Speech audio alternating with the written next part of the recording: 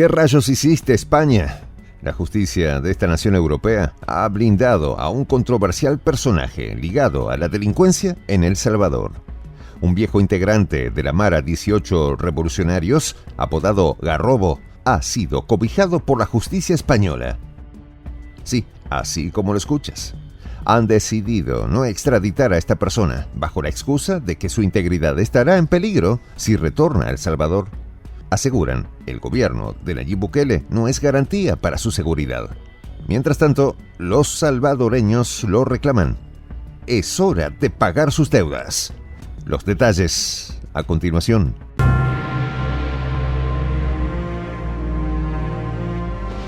Voz de la Patria Grande. Cómplices y colonialistas. Estas palabras retumbaron en las redes sociales y se repetían en los corrillos políticos salvadoreños. La decisión de España de negar la extradición de un antiguo pandillero salvadoreño había encendido un fuego de indignación que se extendía más allá de los confines de la política local hasta alcanzar un debate internacional sobre justicia y derechos humanos. La figura central de esta controversia era un hombre cuya vida había estado marcada por las sombras de la violencia y el crimen. Miembro anterior de la Mara 18 Revolucionarios, había sido capturado en agosto en la tranquila localidad vizcaína de El Owi, evidentemente en España, muy lejos de la tierra que una vez lo vio delinquir. Su pasado le seguía como una sombra oscura, ineludible. Reclamado por El Salvador bajo el cargo de pertenencia de organización criminal, parecía que su futuro sería decidido en una corte, pero no cualquier corte, sino una que se encuentra en uno de los países que supuestamente más ha valorado los derechos humanos en su historia judicial reciente, España. El estado de excepción declarado en El Salvador hace 2 años había transformado la estructura de seguridad y justicia del país. El presidente Nayib Bukele, con su política de mano dura contra las maras, según la narrativa occidental, había optado por un enfoque controversial. La inauguración de una macroprisión llamada Centro de Confinamiento del Terrorismo, parte de esta estrategia, acogía a centenares de miembros de maras detenidos. Según reportes de diversas ONG, casi 80.000 detenciones se habían realizado de manera indiscriminada. Por supuesto, esto es lo que ellos dicen. Las imágenes de celdas abarrotadas y las historias de detenciones circulaban en los medios y redes sociales, sobre todo en medios como El País de España, uno de los más grandes críticos del mandatario centroamericano. Frente a este escenario, la Audiencia Nacional de España se enfrenta a una decisión compleja. Al rechazar la extradición, el tribunal no solo emitía un juicio sobre la situación en El Salvador, sino que también hacía una declaración más amplia sobre los derechos humanos. Proceder de otro modo implicaría amparar posibles situaciones de grave riesgo para su vida e integridad física, a la vista de la situación actual, se podía leer en la resolución. Esta decisión estaba alineada con las prerrogativas del Tribunal Constitucional de España, que permite que la justicia española se niegue a una extradición si detecta una posible vulneración de los derechos fundamentales del reclamado, siempre que tal postura esté debidamente motivada. Más allá del fallo legal, las implicaciones eran profundas y variadas.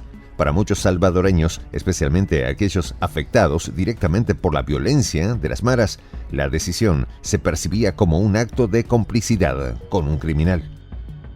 Nos han abandonado a nosotros, las víctimas, se lamentaba un padre cuyo hijo había sido asesinado por una mara. Para otros, era una necesaria defensa de los principios humanitarios, un recordatorio de que incluso aquellos acusados de crímenes graves merecen un trato justo y un juicio adecuado. Mientras tanto, el pandillero en cuestión, cuyo nombre no era revelado por razones legales, permanecía en una zona gris de la ley, protegido por el sistema judicial español, pero condenado por la opinión pública de su país natal. Según el auto judicial, había huido de El Salvador huyendo de las reiteradas extorsiones después de abandonar la mara. Su vida, una vez marcada por la lealtad a una organización criminal, ahora estaba definida por su lucha por la supervivencia, tanto física como legal. La controversia continuaba alimentando un diálogo ferviente sobre la política internacional de derechos humanos, la soberanía nacional y la ética de la intervención judicial en casos de extradición. Mientras las aguas de la opinión pública se agitaban, la figura del expandillero se convertía en el rostro involuntario de un debate mucho mayor, uno que tocaba las fibras más sensibles de la justicia y la moralidad global. El caso de Garrobo, apodado así por su rapidez, había capturado la atención de la comunidad internacional, poniendo en relieve la compleja intersección de justicia criminal y derechos humanos. No obstante, recordemos que muchos ONGeros han sido los que han justificado esto para seguir facturando. Conocido en El Salvador por su pasado oscuro vinculado a las maras, Garrobo enfrentaba una condena de 3 años y 4 meses por asociación ilícita en perjuicio de la paz pública, un delito que resonaba con severidad en los oídos de aquellos que habían sido víctimas de la violencia desenfrenada. En España, el delito se catalogaría como pertenencia a organización criminal, una categoría ampliamente reconocida y con graves implicaciones legales. Pero más allá de la terminología legal, para los españoles, lo que estaba en juego era la vida de un hombre y el respeto de los derechos humanos fundamentales. La Audiencia Nacional, en su decisión de negar la extradición, se había apoyado en pronunciamientos de la Comisión Interamericana de Derechos Humanos. Estos dictámenes no solo criticaban las políticas de mano de Bukele, sino que instaban a El Salvador a asegurar que su lucha contra el crimen se mantuviera dentro de los márgenes de la legalidad y respetara la dignidad y los derechos humanos de los involucrados.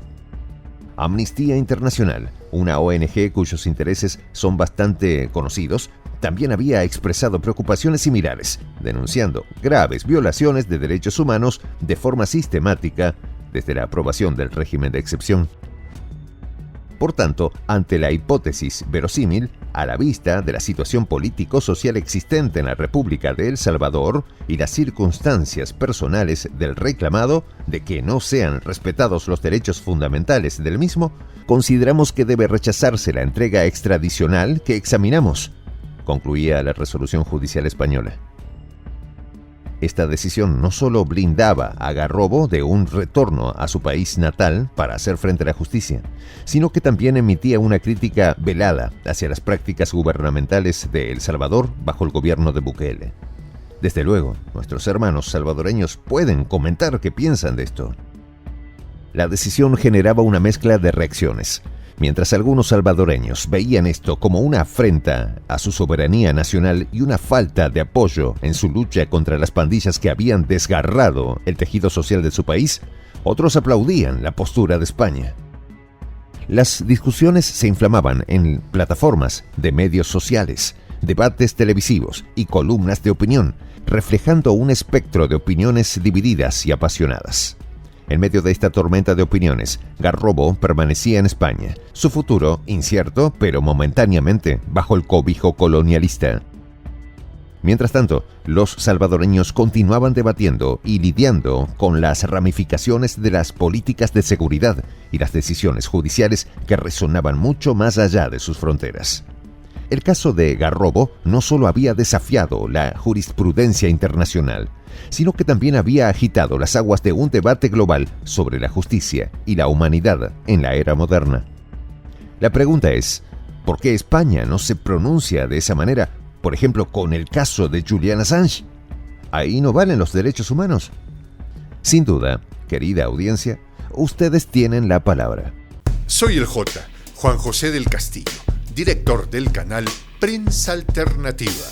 Si quieres ser parte de la comunidad de la Patria Grande, suscríbete a nuestro canal. Si es que quieres que te lleguen las notificaciones cada vez que subimos un video, activa la campanita.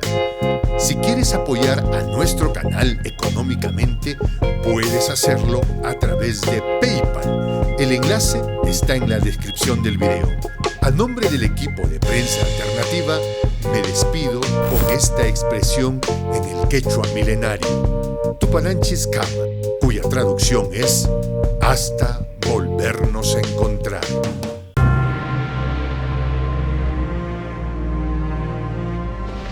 Voz de la Patria Grande.